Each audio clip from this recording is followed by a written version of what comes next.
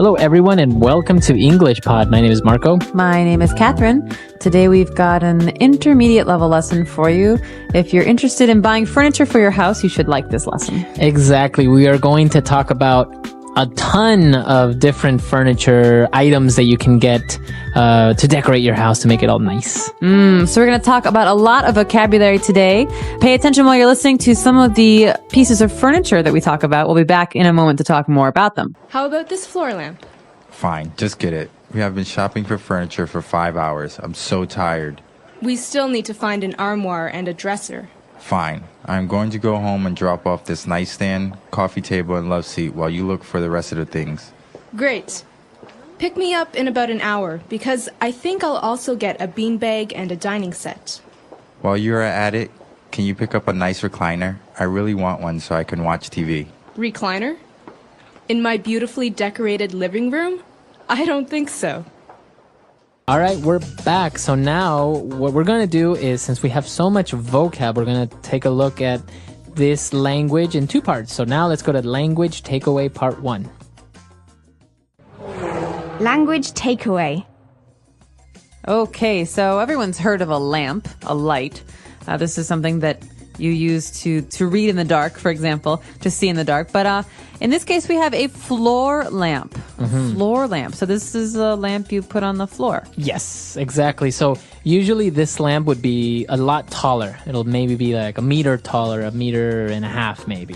Okay, so for example, in your living room next to your sofa, you might have a very tall floor lamp. This allows you to get more light in the room. Right. So sometimes, the center light in your living room is not enough.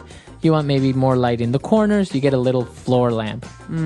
Okay, so that's the first item. Now that we go to the bedroom, we are getting an armoire.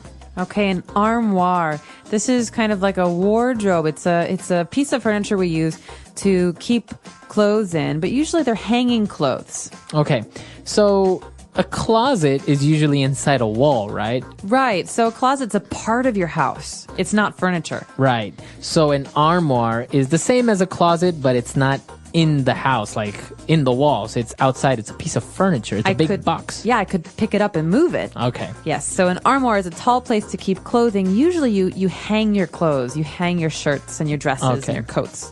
And moving on, we have a dresser. Now, this seems pretty straightforward. To get dressed, you have a dresser.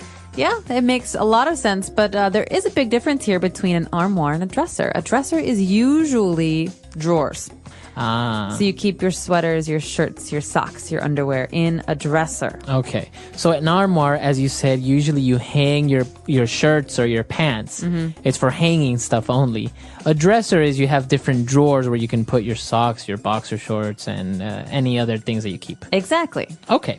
Very good. So two very handy words, and that's what makes the difference between a closet. So many people say, oh, well, it's just a closet. Well, a closet's different. No, a closet is actually part of your house. It's a part of the wall. Maybe it has a door. And yeah, there's a big difference there. Okay. So moving on, we have a nightstand that's also usually in the bedroom.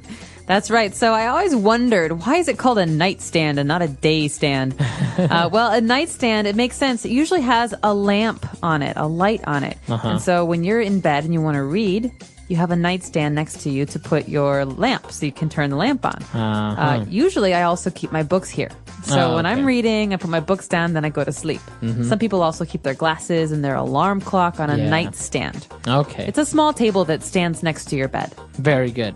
And our last word for language takeaway part 1, we have a coffee table. Okay, so with the coffee table, Marco, we're moving back into the living room. And in the living room, you have a sofa, you have some chairs. You need a table, but you don't want a big table. You want a small table or a very short table. This is a coffee table. It's called a coffee table. I'm not really sure why. I guess because if you're having coffee in the living room, this is where you put the coffee. That's right. And we even have something called coffee table books. These are big, beautiful books, hardback books that have many pictures that you put on your coffee table to look nice.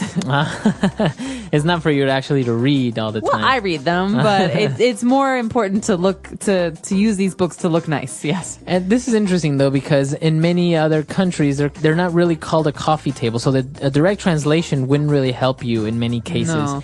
Like I know, I think in Chinese it's called a tea table, not a coffee table. Yeah, that makes sense. Right? Or like I know in Spanish it's just called a center table. Okay. So this is basically the low table you have in your living room next to your sofa, in front of your sofa actually, so you can have tea or coffee and read books. Or put your feet up while you're watching TV. Not in my house when I was a kid. All right, so now why don't we go back, listen to the dialogue again, and we'll be returning a little bit with more vocab. How about this floor lamp? Fine, just get it. We have been shopping for furniture for 5 hours. I'm so tired. We still need to find an armoire and a dresser. Fine. I'm going to go home and drop off this nightstand, coffee table, and love seat while you look for the rest of the things. Great. Pick me up in about an hour, because I think I'll also get a beanbag and a dining set. While you're at it, can you pick up a nice recliner? I really want one so I can watch TV. Recliner? In my beautifully decorated living room? I don't think so. All right, we're back. So now let's take a look at language takeaway part 2. Language takeaway. Coming up, we have one of my favorite phrases in the English language. I don't know why I like it so much, but it is a great name for a piece of furniture. A love seat. Love seat. Okay. Okay. So it sounds very romantic. It love does. Seat. Well, think about a sofa. A sofa can be very large. You can have 4 or 5 people on a sofa. Right. But a love seat is a small sofa for 2 people. Okay. So that's what makes the difference, right? It's a sofa, but only 2 people can sit on this. That's right. So if it's a big sofa, it's not a love seat. And what about if it's one, because usually sofa sets, you have a love seat, a big one, and you have one, sometimes an individual one. Do you just call that a chair? Yep. A chair. A chair. Okay. Exactly. We'll come to it in a minute. There's a special kind of chair that it might be, but we're not quite there yet. First, we have another kind of chair, which is very special and reminds me a lot of the 1970s. Right. We have a bean bag, and this is actually a piece of furniture that's still very popular in many places. And it's called a bean bag because it's a huge bag that is filled with beans. Right, beans or something soft. And when you sit on it, it looks like a ball, but when you sit on it, it can change shape. Right, it molds to what shape you are. And usually they're very light. And a lot of times, I hate to say it, a lot of times bachelors' apartments have these.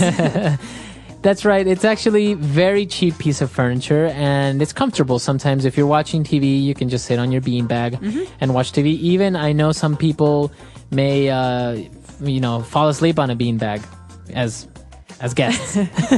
I've never slept on, well, maybe once, but I don't remember sleeping on a beanbag. I imagine it's quite uncomfortable. Yeah, for your back. But moving on, after a beanbag, which is a good and informal piece of furniture, we have a dining set, which is a lot nicer. Okay, dining set. All right, so a dining set has many pieces. You have a dining room table. Right. And you have chairs. So a set is basically a collection of a table and chairs together. Sometimes I think it will also include some type of piece of furniture that's next to the dining table where you can keep your plates and you can keep your teacups and all that. What's that called? That's called a buffet. And that's basically, it's like a dresser for your dining room. Right, exactly. It's got like drawers and stuff for your plates, your cups, like you said. And it's next to the dining room table. But the dining room set or the dining set is for the dining room. It's the table where you eat dinner. Okay, very good. And now moving on to that special chair that I am a big fan of. It's very comfortable to sit on, and it's called a recliner. Recliner. So we have a word here, recline. It means to lie back, to put your head back, to get comfortable. So a recliner is a chair that you can change the shape of to make you lie down flat. So, when you sit down, you're sitting. But what if you want to lie down in a chair? This chair lets you do that.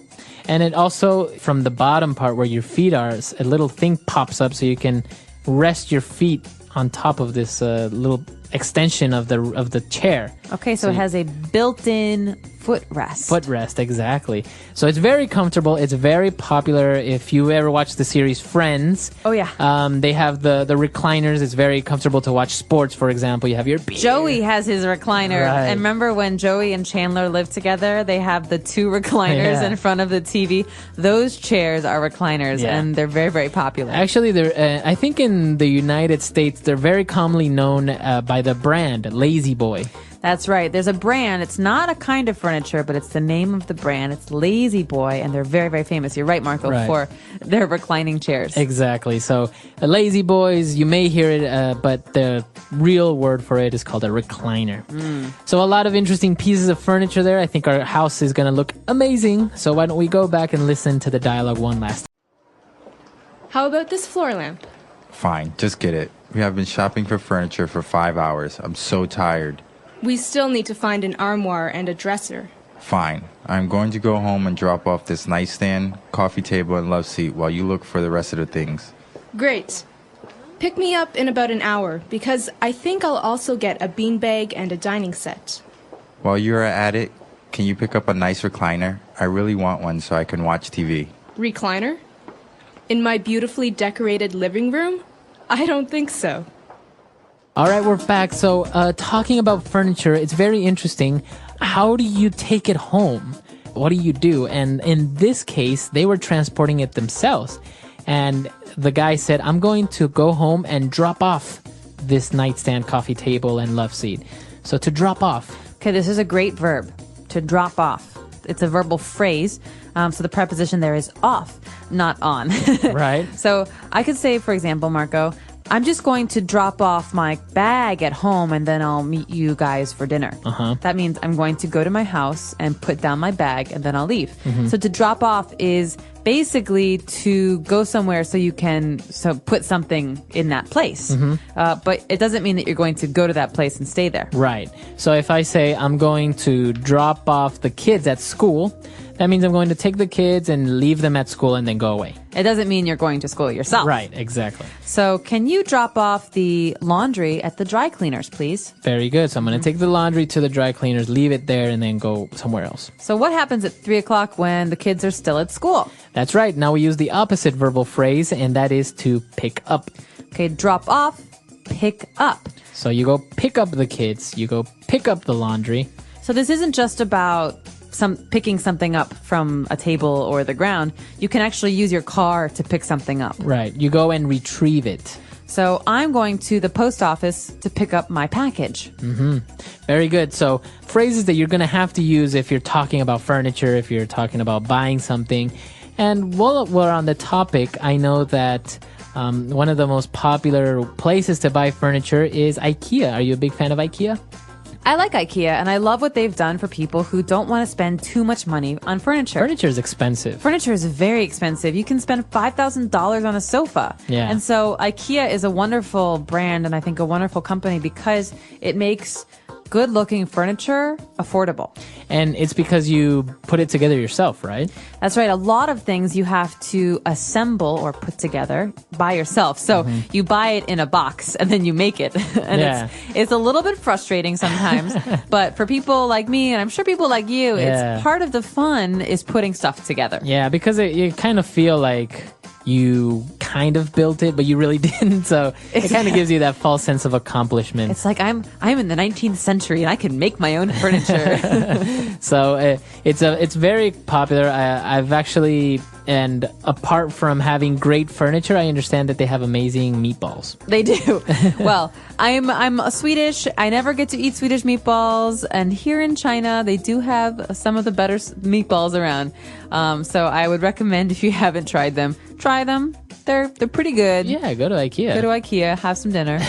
Let me know. Our website is englishpod.com. Do you like IKEA and do you love their meatballs? All right, we'll see you guys there. Bye. Bye.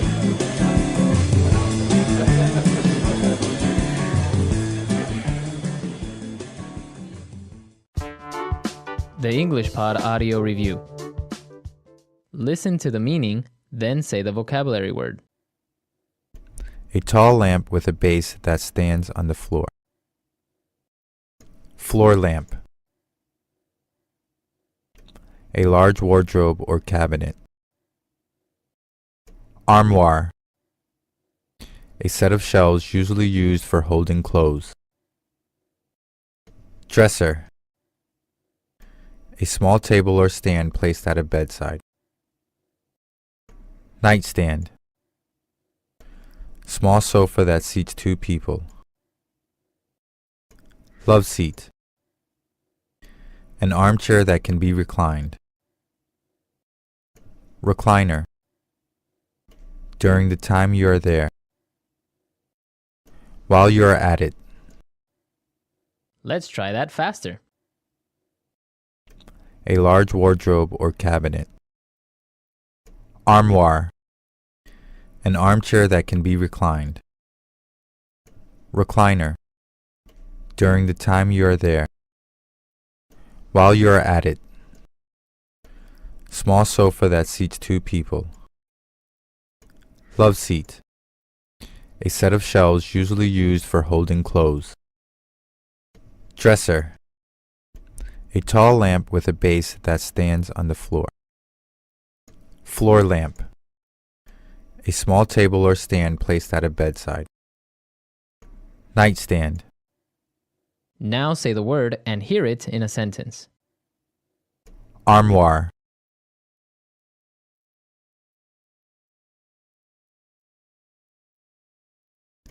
My sister prefers armoires to dressers because she can see everything at once. Armoire.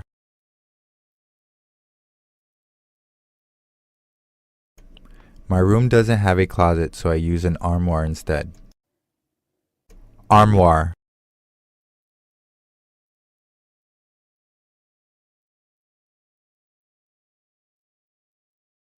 He gazed longingly at the antique armoire with its carved wood and faded paintings, but he only had $50 in his pocket. Dresser.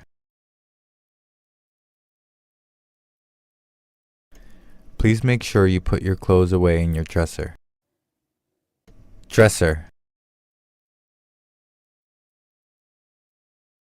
He took some change out of the piggy bank on his dresser.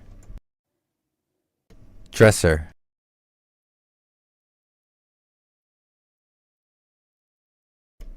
I opened up the dresser door and hid my diary underneath the clothes. Love seat. My parents have a wooden love seat on their front porch. Love seat. Love seats are much cozier than couches. Love seat. I curled up next to my husband on the love seat. While you are at it. While you're at it, can you take the clothes out of the dryer? While you are at it.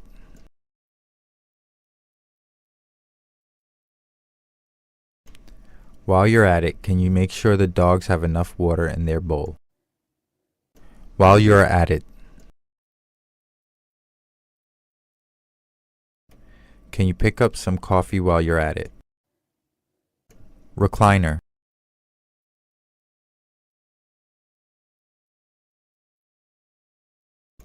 After a hard day's work, my father would always sink into his leather recliner and watch the news.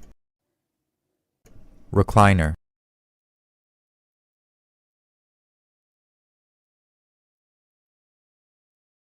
A recliner is a special chair designed so that you can sit upright or recline back with your feet up. Recliner.